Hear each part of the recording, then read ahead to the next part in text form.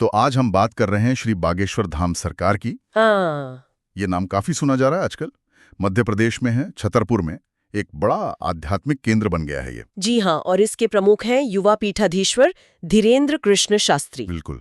तो हमारे पास जो जानकारी है उसमें धाम की जो गतिविधियां हैं, उनकी पहुंच है, और हाँ, कुछ विवाद भी हैं उनसे जुड़े हुए हैं, उनका जिक्र है। हाँ। कोशिश यही रहेगी कि हम जो मुख्य बातें हैं वो सामने रखें, एक साफ तस्वीर बनाने की कोशिश करें। बिल्कुल बिल्कुल। जो बात सबसे पहले ध्यान खींचती है वो है वहां आने वाले लोगों की संख्या। जी हाँ। रोज हजारों लोग, और कभी कभी तो सुनने में आता है कि लाखों तक पहुंच जाते हैं। हाँ, ये संख्या तो वाकई बहुत बड़ी है। और ये सिर्फ पूजा पाठ तक ही सीमित नहीं है ना? बड़े पैमाने पर सामाजिक काम भी हो रहे हैं वहां। जी हाँ, सामाजिक कार्यों पर भी काफी जोर है। तो चलिए इसी को थोड़ा और समझते हैं। जरूर। तो ये बागेश्वर धाम आखिर ये है क्या? मतलब कहाँ है और क्या खासियत है इसकी? देखिए, ये छतरपुर के पास एक गांव है, गड़ा। वहां पर भगवान हनुमान जी का एक मंदिर है। अच्छा। और जो खास बात है वो ये कि वहां की मूर्ति स्वयंभू मानी जाती है। मतलब कहते हैं कि वो अपने आप प्रकट हुई है। ओके, स्वयंभू। और इसके प्रमुख, जैसा आपने बताया, धीरेन्द्र कृष्ण शास्त्री हैं। 1996 का जन्म है उनका। काफी युवा हैं। जी, काफी युवा है। और वो अपने दादाजी की जो परंपरा थी उसे आगे बढ़ा रहे हैं। वो भी पहले यहाँ दरबार लगाते थे। हाँ, ये दरबार शब्द मैंने भी कई बार सुना है। खासकर मंगलवार और शनिवार को दिव्य दरबार लगता है। ये क्या होता है असल में? इतनी भीड़ क्यों होती है इसमें? हाँ, ये दिव्य दरबार बहुत प्रसिद्ध है और आंकड़े तो मतलब हैरान करने वाले हैं। जैसा आपने कहा, मंगलवार और शनिवार को 60,000 से लेकर कभी-कभी 1 लाख से ज्यादा लोग आ जाते हैं। 1 लाख? बहुत ज्यादा है तो। हाँ, और आम दिनों में भी मतलब 30 से 40,000 लोग तो रहते ही हैं। अच्छा। यहाँ होता ये है कि दावा किया जाता है कि शास्त्री जी भीड़ में से कुछ लोगों को बुलाते हैं और बिना उनके बताए ही उनकी समस्या बता देते हैं और फिर उसका समाधान भी सुझाते हैं। बिना पूछे समस्या बताना। जी, और लोग अपनी परेशानियां लेकर आते हैं, अपनी अर्जी लगाते हैं। अर्जी? वो कैसे लगाते हैं? ये एक तरह की मतलब याचिका या प्रार्थना होती है। कभी कभी नारियल में कपड़ा बांधकर धाम परिसर में रख देते हैं। तो ये आस्था और कह सकते हैं उम्मीद का एक बहुत बड़ा केंद्र बन गया है। हाँ, आस्था तो दिखती है, लेकिन जैसा हमने शुरू में बात की थी, सामाजिक काम भी हो रहे हैं। अन्नपूर्णा रसोई का जिक्र है। जी हाँ, अन्नपूर्णा रसोई ये रोज 2 बार लगभग 5,000 से ज्यादा लोगों को मुफ्त भोजन कराती है। 5,000 लोग रोज? ये तो बहुत बड़ा काम है। हाँ, निश्चित रूप से। और ये सिर्फ खाने तक ही नहीं, वो सामूहिक विवाह भी आयोजित करते हैं। अच्छा, सामूहिक विवाह भी? आदिवासी और मतलब वंचित पृष्ठभूमि के लोग थे। तो ये सीधे तौर पर समुदाय से जुड़ाव है। बिल्कुल। और मैंने कहीं पढ़ा था कि एक कैंसर अस्पताल की भी योजना है। जी हाँ, बिल्कुल। प्रधानमंत्री जी ने 23 फरवरी 2025 को उसकी नींव भी रखी थी और उद्देश्य यही है कि मुफ्त इलाज मिल सके लोगों को। ये तो बहुत अच्छी पहल है। इसके अलावा भी कई चीजें हैं, जैसे वैदिक गुरुकुल खोलने की बात है, गौशाला है और बागेश्वर वाटिका नाम से पेड़ लगाने का कार्यक्रम भी है।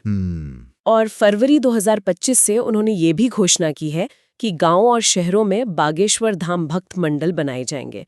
तो शायद संगठन को और फैलाना चाहते हैं। अच्छा, तो ये धाम के स्तर पर जो गतिविधियां चल रही हैं, लेकिन इनका प्रभाव तो धाम से काफी आगे तक है ना? हाँ हाँ, बिल्कुल। उनकी पहुंच बहुत ज्यादा है। वो सिर्फ धाम तक सीमित नहीं है, देश भर में घूमकर बड़ी बड़ी कथाएं करते हैं। हाँ, मैंने सुना है कथाओं के बारे में। जैसे एक उदाहरण है, जनवरी 2024 में गोरखपुर में कथा हुई थी, तो वहां लाखों लोग आए थे। आसपास के सारे होटल भर गए थे। तो इससे पता चलता है कि लोग कितना जुड़ते हैं उनसे। और वो हिंदू एकता को बढ़ावा देने के लिए पद यात्राएं भी करते हैं।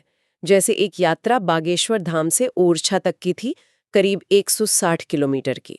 ओके। और हाँ, आज के जमाने का सबसे बड़ा माध्यम social media, YouTube, Facebook, Instagram, इन सब पर लाखों फॉलोअर्स हैं उनके। हाँ, वो तो है। और साथ ही जो पारंपरिक मीडिया है, जैसे आस्था टीवी, संस्कार टीवी, उन पर भी उनके कार्यक्रम आते हैं। तो पहुंच बहुत व्यापक है। ये दिलचस्प है कि कैसे मतलब एक पारंपरिक धार्मिक संदेश है और उसको फैलाने के लिए ये आधुनिक तकनीक का पूरा इस्तेमाल हो रहा है। सही कहा। शायद यही उनकी इतनी तेजी से बढ़ती लोकप्रियता का एक बड़ा कारण भी है। ये पारंपरिक आस्था और आधुनिक प्रचार का जो मेल है, वो एक जबरदस्त प्रभाव डाल रहा है। हाँ, ये कॉम्बिनेशन तो काफी शक्तिशाली लगता है। बिल्कुल, जो शायद कुछ दशक पहले संभव नहीं था। लेकिन जहाँ इतनी लोकप्रियता होती है, वहाँ अक्सर कुछ न कुछ विवाद भी जुड़ जाते हैं। शास्त्री जी के साथ भी ऐसा है, कुछ आरोप वगैरह लगे हैं? हाँ, विवाद भी जुड़े हैं। कुछ जो आलोचक हैं वो उन्हें स्वयंभू धर्मगुरु कहते हैं और उन पर ये आरोप लगाते हैं कि वो पारंपरिक कथा के साथ-साथ मेंटलिज्म का अभ्यास करते हैं। मेंटलिज्म वो क्या होता है?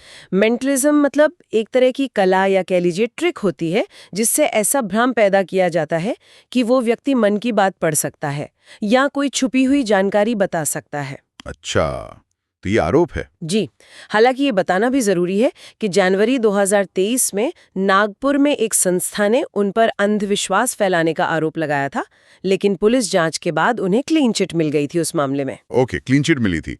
और उनके कुछ बयान भी शायद चर्चा में रहते हैं। हाँ, वो कुछ मुद्दों पर जैसे घर वापसी या कथित लव जिहाद, इन पर काफी मुखर होकर अपनी राय रखते हैं, जो कई बार काफी सख्त होती है। जैसे दिसंबर 2023 में उन्होंने स्कूलों में क्रिसमस मनाने का विरोध किया था, उस बयान पर भी काफी बहस हुई थी। अच्छा। हाँ, तो यहाँ ये साफ करना जरूरी है, जैसा हमने शुरू में कहा था, कि हम सिर्फ वो जानकारी दे रहे हैं जो हमें स्रोतों से मिली है।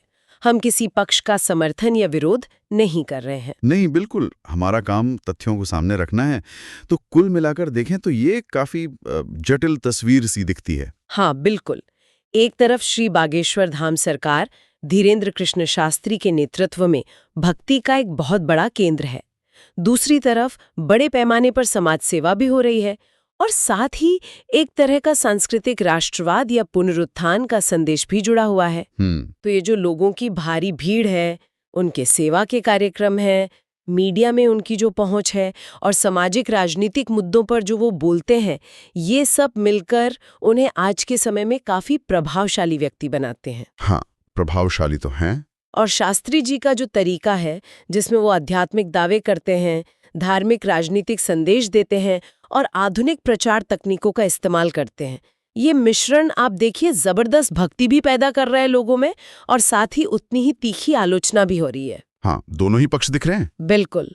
तो आखिर में ये एक सोचने वाली बात रह जाती है कि आज के भारत में ये जो पारंपरिक आस्था है और जो नया आधुनिक मीडिया है और जो सामाजिक राजनीतिक माहौल है, इस सब मिलकर कैसे इतने शक्तिशाली जन आंदोलनों को बना रहे हैं और समाज पर इनका क्या असर पड़ रहा है या आगे क्या पड़ सकता है? जी, ये वाकई एक बड़ा सवाल है और शायद इस पर आगे भी सोचने और समझने की जरूरत है।